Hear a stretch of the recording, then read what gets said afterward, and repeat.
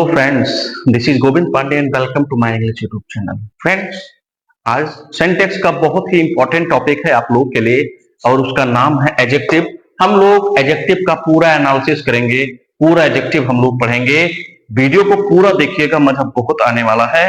ठीक ना? तो चलिए बिना कोई देरी के शुरू करते हैं। एडजेक्टिव एडजेक्टिव हम कहते हैं विशेषण को, और विशेषण जो है ये विशेषता बतलाता है किसी नाउन या प्रोनाउन का, किसी नाउन का या किसी प्रोनाउन का। ये क्या बतलाता है? ये विशेषता बतलाता है, ये क्वालिफाई करता है, ये क्वालिफाई करता है। कुछ और भी पार्ट्स ऑफ स्पीच है जो कि मैं वीडियो के अगले पार्ट में बताऊंगा आप लोग को कि उनका भी किस प्रकार से जो है ये क्वालिफाई करता है। तो अभी आप सीखेंगे नाउन का, प्रोनाउन का ये क्वालिफाई करता है। जैसे हमने लिखा है बुक, हमने लिखा है पेन, है ना? अब बुक के लिए मैंने दे दिया वर्ड न्यू, पेन के लिए मैंने वर्ड दे दिया ब्लू।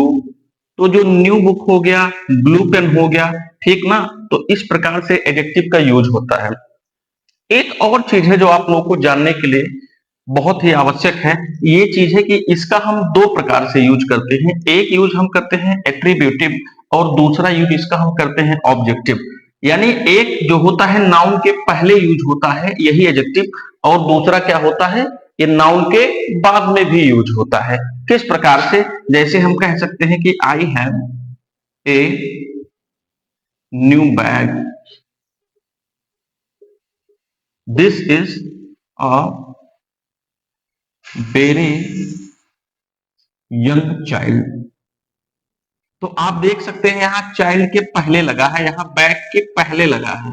और जो प्रेडिकेटिव यूज इसका होता है, बाद में जो यूज होता है वो किस प्रकार से होता है? This pen is nice, those boys are naughty. तो यहां पर जो नाइस वर्ड लगा है, नॉटी वर्ड लगा है, ये नाइस लगा है पेन के लिए, नॉटी वर्ड लगा है किसके लिए? बॉयज के लिए। तो अब ये देख सकते हैं कि इसका यूज जो होता है ये हम किसी नाउन के पहले भी करते हैं और किसी नाउन के बाद भी करते हैं। नाउन नहीं होता है तो हम प्रोनाउन के लिए भी इसका यूज करते हैं। जैसे हम कह सकते हैं कि I am handsome, I am handsome. अब ये हैंडसम वर्ड क्या है? एडजेक्टिव है। ये किसके लिए लगा है? मेरे लिए लगा है, मतलब कि मैं हैंडसम हूं, वो तो मैं हूं ही। ठीक ना? तो अभी आप देख सकते हैं किस प्रकार से हम प्रोनाउन का सॉरी एडजेक्टिव का यूज करते हैं। अब आप एडजेक्टिव में क्या क्या पढ़ने वाले हैं ये देखेंगे।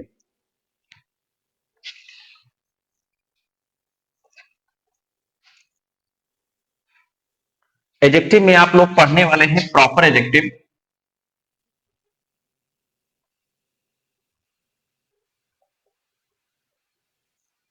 आप लोग पढ़ेंगे डिस्क्रिप्टिव एडजेक्टिव,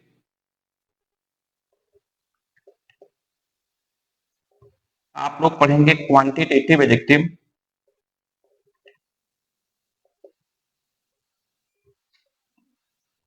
फिर है possessive adjective, demonstrative adjective, distributive adjective, interrogative adjective,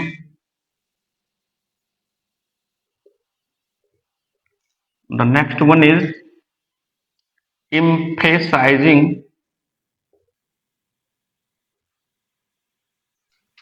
exclamatory adjective and numeral adjective।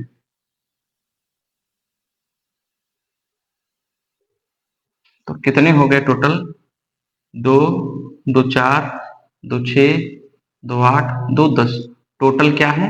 10 प्रकार के एडजेक्टिव हैं। इनको 10 कैटेगरी में किया गया है ताकि आप अच्छे से समझ सकें। ठीक ना? तो बिना कोई देरी किए भी देखते हैं और ध्यान से पूरा वीडियो देखिएगा, मजा पूरा आएगा। पूरी बात आप लोग सुनते नहीं हो, आधी अधूरी बात सुनते हो तो इससे नुकसान होता है। ठीक ना? तो पूरे जोश के साथ, पूरे उमंग के साथ, बोरिंग होकर के आप वीडियो को मत देखें। जब भी आप देखें तो बहुत अटेंटिव होकर के देखें। ठीक ना? तो हम देखेंगे सबसे पहला है प्रॉपर एडजेक्टिव क्या होता है। प्रॉपर प्रॉपर एडजेक्टिव वो होते हैं जो प्रॉपर नाउन से बनते हैं। प्रॉपर एडजेक्टिव जो होते हैं ये बनते हैं किससे? ये बनते हैं प्रॉपर नाउन से। कैसे बनते हैं? प्रॉपर नाउन जैसे हो गया इंडिया, तो इंडिया से हम क्या बना दिए? Indian player. क्या बना दिए? Indian player. ठीक। प्रॉपर नाउन जैसे हो गया, एक हो गया वर्ड लैंग्वेज, तो लैंग्वेज के लिए हम क्या लगा सकते हैं? भोजपुरी लैंग्वेज। भोजपुरी लैंग्वेज हम लगा सकते हैं। और बनाना कहाँ का आता है? भूसावली केला। भूसावल के आते हैं, भूसावली बनानाज, है ना। नासिक अंगूर, है ना। नासिक ग्रेप्स। तो इस प्रकार से जो आप देख सकते हैं, ये जो बन रहे हैं, ये क्या बन रहे हैं, है ना। ये इंडियन है ना। भोजपुरी है, भूसावलीज है, नासिक्स है, ठीक ना। या हम लैंग्वेज के लिए भी कुछ और लगा सकते हैं, जैसे केरल के लोगों को हम क्या बोलते हैं? मलयाली बोलते हैं, तो हम कह सकते हैं Malayali friend. Malayali friend. American, American citizen.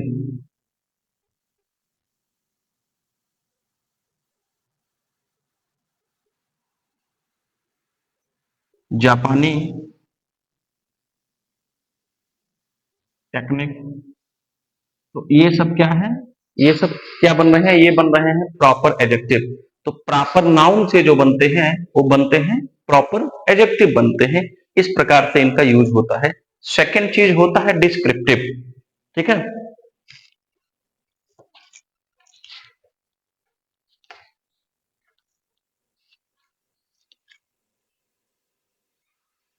Descriptive को हम क्वालिटेटिव भी कहते हैं। डिस्क्रिप्टिव को हम क्वालिटेटिव भी कहते हैं। यानी इसका काम क्या होता है? इसका काम होता है क्वालिटी बतलाना। इसका काम क्या होता है? क्वालिटी बतलाना। जो भी हमने एग्जाम्पल लिखा था दो तीन चार, वो क्या था? वो क्वालिटी बतला रहा था। जैसे नाइस, है ना, गाय था। ठीक। तो ये क्वालिटी बतलाते हैं। जैसे small house, big tree, blue sky, fresh water. तो ये सब जो होते हैं, ये क्या करते हैं? ये डिस्क्राइब करते हैं किसी नाउन के बारे में। इसलिए इनको हम क्या कहते हैं? डिस्क्रिप्टिव या क्वालिटेटिव एडजेक्टिव भी कहते हैं। अब इसमें कुछ ऑर्डर होते हैं, जो ऑर्डर आप लोग को ध्यान देना जरूरी है। तो फ्रेंड्स, हम देखेंगे डिस्क्रिप्टिव या क्वालिटेटिव जो एडजेक्टिव होते हैं, इसमें साइज आते हैं, जनरल डिस्क्रिप्शन आते हैं, एज आते हैं, शेप आते हैं, कलर आते हैं, ओरिजिन आते हैं, मटेरियल भी होते हैं, पदार्थ वातक। जैसे हम दे देते हैं कि स्टील, है ना। क्या कह सकते हैं? आयरन बार हम कह सकते हैं, है ना। हम स्टील पॉट कह सकते हैं, है ना। हम गोल्ड रिंग कह सकते हैं। तो ये मेटल हो गए। और पर्पज आते हैं। तो फ्रेंड्स, डिस्क्रिप्टिव या क्वालिटेटिव एडजेक्टिव जो होते हैं, उसके अंतर्गत क्या चीजें आती हैं, ये आप लोग एक बार देख लीजिए। साइज आता है। साइज में जैसे जानते हैं, बिग है, स्मॉल है, लॉन्ग है, शॉर्ट है, इसको हम क्या कहते हैं? साइज कहते हैं। जनरल डिस्क्रिप्शन है, मतलब उसके बारे में कुछ भी बताया गया है, जो नॉर्मल चीजें हैं, जैसे बिग है ना। जैसे बिग हो गया, जैसे स्मॉल हो गया, जैसे नाइस हो गया, ब्यूटीफुल हो गया, है ना, क्यूट हो गया। तो ये क्या हो गया? जनरल डिस्क्रिप्शन हो गया। एज के बारे में बताते हैं, है ना, कि न्यू है कि ओल्ड है, वो क्या होता है? एज होता है उसका। शेप के बारे में बताया जाता है कि राउंड है कि सर्कुलर है कि ट्रेंगुलर है कि रेक्टेंगुलर है, स्फेरिकल है या फ्लैट है, ये शेप होता है। कलर के बारे में है, ब्लू, रेड, ग्रीन, येलो, ये कलर हो जाते हैं इसके। ओरिजिन हो गया। ओरिजिन मतलब कहाँ से उत्पत्ति है उसका, इंडियन है कि नेपाली है कि वो नालायक पाकिस्तानी है ना, या अरेबियन है, अमेरिकन है, ब्रिटिश है, फ्रेंच है, मटेरियल हो गया, गोल्ड का है, प्लास्टिक का है, सिल्वर का है, ठीक ना, या फिर डायमंड का है। फिर पर्पज होते हैं, पर्पज को हम कह सकते हैं कि जैसे हम कह सकते हैं वॉकिंग स्टिक, हम कह सकते हैं वॉकिंग स्टिक। कैसी स्टिक है भैया? वॉकिंग स्टिक है, ठीक ना। तो वॉकिंग स्टिक क्या हो गया? ये पर्पज हो गया, इसे हम पर्पज भी कहते हैं। तो ये सारे चीज जो होते हैं ये किस में आते हैं? डिस्क्रिप्टिव में या क्वालिटेटिव में आते हैं। अब इसमें एक चीज और ध्यान रखना होता है कि इसमें क्रम को आपको ध्यान रखेंगे। कुछ बच्चे हैं जो सीक्वेंस में गलती कर देते हैं, अगर हम सीक्वेंस सही नहीं फॉलो करते हैं तो ये गलत हो जाता है। जैसे हम कहते हैं ब्लैक हर ब्लैक लॉन्ग हेयर। अब किसी लड़की के बालों के बारे में अगर हम बता रहे हैं कि उसके बाल काले हैं और लंबे हैं, तो अब ये देखिए सीक्वेंस सही है या फिर गलत है? ये सीक्वेंस सही है या फिर गलत है? तो आप क्या बताएंगे? ये गलत है, क्योंकि हेयर जो होगा ब्लैक होगा और ब्लैक को पहले हम लिखेंगे, है ना, उसके पास में रखेंगे और लॉन्ग को हम पहले कर देंगे, तो हो जाएगा लॉन्ग ब्लैक हेयर। तो ये सीक्वेंस जानना बहुत जरूरी है। सीक्वेंस हम सही फॉलो नहीं करेंगे तो भी ये हमारा गलत हो जाएगा। आ रही बात समझ में? गुड। तो आपका हो गया प्रॉपर एडजेक्टिव, आपका हो गया डिस्क्रिप्टिव एडजेक्टिव। अब थर्ड नंबर पर जो आएगा न्यूमेरल, हम पढ़ाएंगे न्यूमेरल्स के बारे में। तो फ्रेंड्स, नेक्स्ट है न्यूमेरल एडजेक्टिव। न्यूमेरल एडजेक्टिव को हम एडजेक्टिव ऑफ नंबर भी कहते हैं। न्यूमेरल एडजेक्टिव को हम एडजेक्टिव ऑफ नंबर कहते हैं। इसको इसलिए पहले पढ़ा रहे हैं क्योंकि क्वांटिटेटिव से इसका रिलेशन है, ठीक ना। तो इसको हम एडजेक्टिव ऑफ नंबर भी कहते हैं, एडजेक्टिव ऑफ नंबर भी कहते हैं। अब ध्यान से समझो इस चीज को, ये क्या होते हैं, कौन से होते हैं। इनके बाद सदैव काउंटेबल नाउन का प्रयोग किया जाता है, प्लस काउंटेबल नाउन। फिर देखिए जैसे है many, all, some, enough, few, no, no, several, a lot of, ये होते हैं काउंटेबल नाउन। क्या होते हैं? काउंटेबल नाउन होते हैं, ठीक। मेनी का प्रयोग आप जानते हैं, कई के लिए करते हैं। सेवरल मीन्स भी कई होता है, मोर देन वन होता है, बट दोनों के प्रयोग में अंतर है। मेनी का मतलब होता है आधे से ज्यादा, मोर देन हाफ, और सेवरल का मतलब होता है आधे से कम। एग्जाम्पल के तौर पर कि सपोज करते हैं कि अगर क्लास में 100 बच्चे हैं, 100 बच्चे में से मौसम खराब हो गया, 70 स्टूडेंट्स स्कूल आए हैं, 30 स्टूडेंट्स स्कूल नहीं आए हैं। हम एग्जाम्पल के तौर पर हम कह सकते हैं many students came to school but several did not come. यानी कई स्कूल तो स्कूल आए लेकिन कई नहीं आए। तो मेनी से बोध हुआ किसका? आधे से अधिक का, और सेवरल का बोध हुआ आधे से कम का। ऑल सभी के लिए जानते हैं, सम का यूज भी जानते हैं, एनफ पर्याप्त के लिए लगाते हैं, फ्यू नगण्य होता है। आगे इसके पार्ट में, अगले पार्ट में हम बताएंगे कि फ्यू, ए फ्यू, है ना, the few, little, a little, the little, और भी कुछ स्पेशल वर्ड्स है जो बताएंगे। नो जानते हैं, निगेटिव के लिए है, सेवरल बता दिए हैं, अलॉट। अब इसमें देखिए एक वर्ड है enough, all, no, a lot of. ये चार वर्ड्स ऐसे हैं कि इनको हम एडजेक्टिव ऑफ नंबर भी कहते हैं, इनको हम एडजेक्टिव ऑफ नंबर भी कहते हैं, यानी न्यूमेरल भी कहते हैं, और इनको हम क्वांटिटेटिव भी कहते हैं, इनको हम क्वांटिटेटिव भी कहते हैं। ऐसा कब होता है? क्वांटिटेटिव तब रहेगा जब प्लस होगा मटेरियल नाउन, प्लस होगा मटेरियल नाउन, और न्यूमेरल तब होगा जब प्लस होगा काउंटेबल नाउन, काउंटेबल नाउन। जैसे हम कह सकते हैं एनफ बुक्स, एनफ बुक्स। बस यहां पर हम क्या कह सकते हैं? Enough water. हम कह सकते हैं ए लॉट ऑफ ट्रीज, यहां हम कह सकते हैं काउंटेबल नाउन होगा, पीसीएल होगा, प्लूरल। ध्यान देंगे यहां पर क्या होगा, अ लॉट ऑफ मिल्क या लॉट ऑफ वाटर। एक चीज का और ध्यान देंगे, अक्सर एग्जाम में फंसाते हैं हम, ए लॉट ऑफ का प्रयोग करते हैं, हम लॉट्स ऑफ का प्रयोग करते हैं, दोनों सेम है। अगर सिंगुलर रहेगा तो हम ए लॉट ऑफ लिखेंगे, अगर प्लूरल रहेगा तो हम लॉट्स ऑफ लिखेंगे, ठीक ना।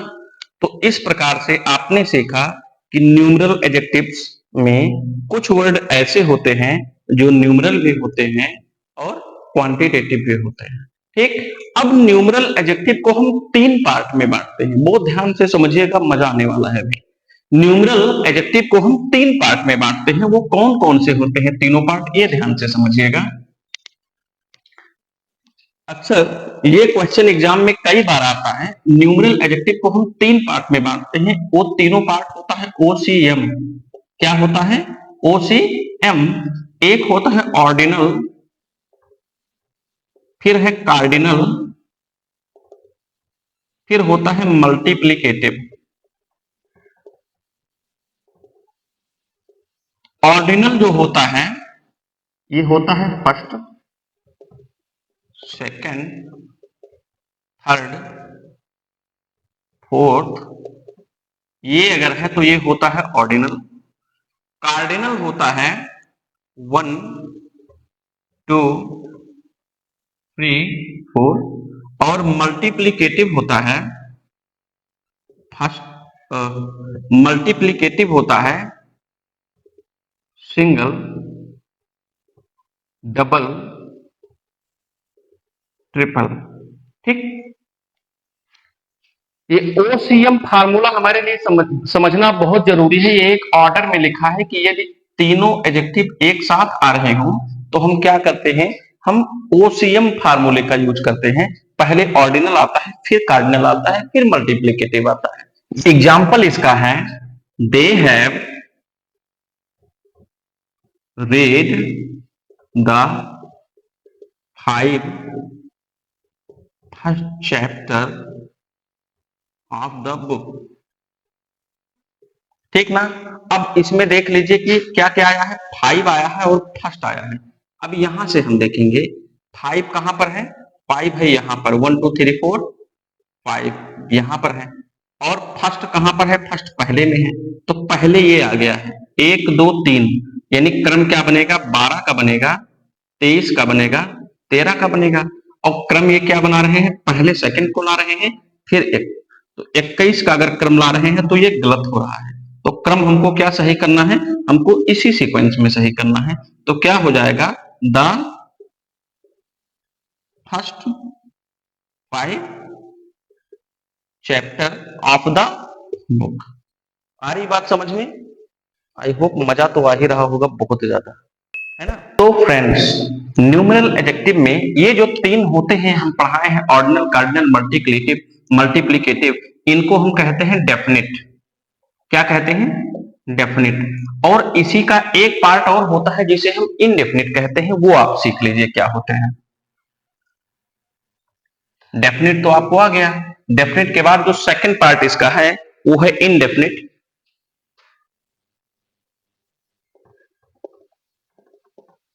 इनडेफिनिट में क्या होते हैं, जैसे है many, several, a lot of, various, a great many, some, all, enough। ये जो होते हैं ग्रेट मीनिंग, ये होते हैं इनडेफिनिट होते हैं। अब अगर किसी सेंटेंस में आपको दोनों एडजेक्टिव मिल जाता है, डेफिनिट अभी जो पढ़ाए हैं यानी ओसीएम वाला और इनडेफिनिट, इन दोनों का, तो ध्यान रखिएगा सबसे पहले क्या होते हैं, सबसे पहले इनडेफिनिट होते हैं, फिर डेफिनिट होते हैं। यानी सीक्वेंस क्या बनेगा, सीक्वेंस बनेगा इनडेफिनिट प्लस डेफिनिट। इसका सीक्वेंस लेके चलना है, जैसे there are single, various rooms. गलती है कि सही है? बिल्कुल सही लग रहा है लेकिन बिल्कुल गलत है। कैसे? वेरियस क्या है? इनडेफिनिट है, और सिंगल क्या है? डेफिनिट हो रहा है। अभी बताए थे ना फर्स्ट, है ना? सिंगल है, डबल है, ट्रिपल है, ये क्या आते हैं? मल्टीप्लिकेटिव में आते हैं। मल्टीप्लिकेटिव क्या होता है? डेफिनिट होते हैं। तो हमने क्या कहा? पहले इनडेफिनिट होगा फिर डेफिनिट होगा। यहाँ पहले डेफिनिट है और फिर इनडेफिनिट है। तो हम क्या करेंगे? इनडेफिनिट को पहले करेंगे और डेफिनिट को हम क्या करेंगे? बाद में करेंगे, और हमारा सेंटेंस सही हो जाएगा, सीक्वेंस सही हो जाएगा। तो फर्स्ट पार्ट में मैंने आपका क्लियर किया प्रॉपर एडजेक्टिव, फिर किया डिस्क्रिप्टिव एडजेक्टिव, फिर किया न्यूमरल एडजेक्टिव। और उम्मीद करते हैं कि वीडियो आपको पसंद आया होगा, लेक्चर आपको समझ में आया होगा, है ना? पूरी तरह से देखो यार, देखो भी तो पूरी तरह से देखो, समझो तो पूरी तरह से समझो, पढ़ो तो पूरी शिद्दत से पढ़ो। जब तक कोई चीज समझ में ना आ जाए उसको एक बार देखो, दो बार देखो। फिर भी कोई डाउट है अगर आपको, तो आप कमेंट बॉक्स में लिख करके हमसे पूछ सकते हैं। ठीक? तो मेरे इस वीडियो को पूरा देखने के लिए, पूरी तन्मयता से पढ़ने के लिए, अपने आप को मजबूत बनाने के लिए आप लोग को बहुत बहुत धन्यवाद। Thanks a lot.